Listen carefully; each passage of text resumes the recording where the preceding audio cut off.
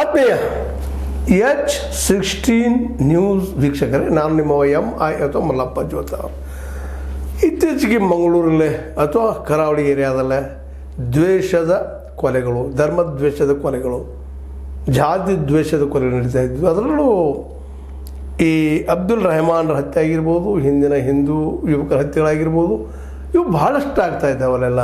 ಯಾಕಂತಂದ್ರೆ ಧರ್ಮದ ನೆಲೆಯಲ್ಲಿ ಅನ್ನೋದು ಈಗ ನಮ್ಗೆ ಗೊತ್ತದ, ದ್ವೇಷ ಭಾಷಣಗಳಿಂದ ಅಂತ ದ್ವೇಷ ಹುಟ್ಟಿಸೋದು, ಇನ್ನೊಂದು ಧರ್ಮದ ಬಗ್ಗೆ, ಇನ್ನೊಂದು ಧರ್ಮದ ಅನುಯಾಯಿಗಳ ಬಗ್ಗೆ ಈ ದ್ವೇಷದ ಭಾಷಣ ಬೇಕಾ ನಮಗೆ? ಆ ದಿಶೆಯಲ್ಲೇ ನಮ್ಮ ಸಚಿವ ದಿನೇಶ್ ಗುಂಡೂರಾವ್ ಒಂದು ಮಾತು ಹೇಳಿದ್ದಾರೆ. ಅದು ನಿಜವಾಗಿಯೂ ಚರ್ಚಾ ವಿಷಯ. ಏನಪ್ಪ ಅಂದ್ರೆ, ಜಾತಿ ಧರ್ಮದ ಹೆಸರಿನಲ್ಲಿ ನಿಂದನೆ ಮತ್ತು ಪ್ರಚೋದನೆ, ದ್ವೇಷ ಭಾಷಣಗಳಿಗೆ ಕಡಿವಾಣ ಹಾಕಲು ಕಠಿಣ ಕಾನೂನಿನ ಅಗತ್ಯವಿದೆ.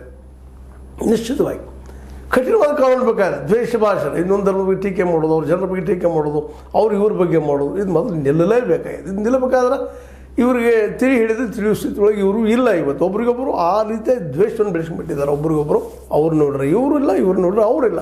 ಹೀಗಾಗಿ ಇವು ಹತ್ಯೆಗಳಕ್ಕೆ ನಡೀತಾ ಇದ್ದಾವೆ. ಆದರೆ ಅದೇ ಕಾಲಕ್ಕೆ ಆ ಹತ್ಯೆಗೆ ಒಳಗಾದ ಕುಟುಂಬಗಳ ಪರಿಸ್ಥಿತಿ ಅಂತೂ ಭಾಳಷ್ಟು ನಾಜೂಕಾಗಿದೆ. ಯಾಕಂದರೆ ಈ ಹತ್ಯೆಗಳಾಗೋದು ಯುವಕರ ಮಧ್ಯದಲ್ಲೇ, ಮತ್ತು ಅದು ಎರಡೂ ಕಡೆ ದುಡಿಯುವ ವಯಸ್ಸಿಗೆ ಬಂದಂಥ ಮಕ್ಕಳನ್ನ ಕಳ್ಕೊಳ್ಳೋಂಥ ತಂದೆ ತಾಯಿ ಗತಿ ಏನಾಗಿರ್ಬೋದು, ಆ ಕುಟುಂಬದ ಗತಿಗಳು ಏನಾಗಿರ್ಬೋದು, ಎಲ್ಲರನ್ನೂ ನಿಂತು ವಿಚಾರ ಮಾಡುವಂಥ ವಿಷಯ ಆಗಿದೆ ಇವತ್ತು. ನಾವು ದ್ವೇಷ ಭಾಷಣ ಮಾಡಿ, ಅವ್ರ ಬಗ್ಗೆ ಟೀಕಾ ಮಾಡಿ, ಅವ್ರ ಬಗ್ಗೆ ಮಕ್ಕಳ ಮನಸ್ಸಿನಲ್ಲಿ ಅದು ಹರಿಯದ ಯುವಕರಲ್ಲೇ ವಿಷಯ ತುಂಬಿದರೆ ಸಹಜವಾಗಿ ಅದು ಅದರ ರಿಸಲ್ಟ್ ಏನಾಗ್ತದಂದ್ರೆ ಕೊಲೆನೋ ಬಡದಾಟನೋ ಹೀಗಾಗಿ ಭಾಳಷ್ಟು ಆಗ್ತಾ ಇದ್ದಾವೆ.